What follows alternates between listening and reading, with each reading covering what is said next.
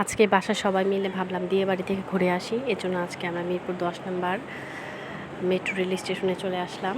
তো টিকিট কেটে ট্রেনের জন্য অপেক্ষা করছিলাম। কিছুক্ষণের মধ্যে ট্রেন এসে যাবে। এই তো সঠিক সময়ে ট্রেন এসে গেল। সাপ্তাহিক ছুটির দিন ছিল, এজন্য অনেক ভিড় ছিল।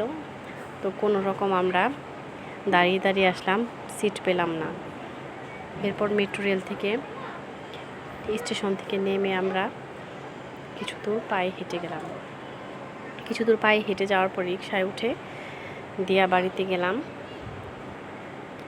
যেহেতু সাপ্তাহিক ছুটির দিন ছিল, যে দেখে অনেক ভিড়, অনেক মানুষ।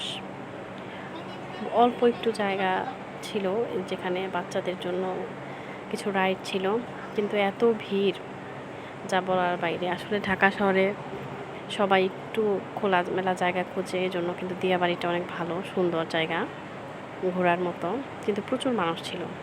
এরপরে যে প্রায় সন্ধ্যা হয়ে গেছে, তো এখন আমরা চলে যাচ্ছি।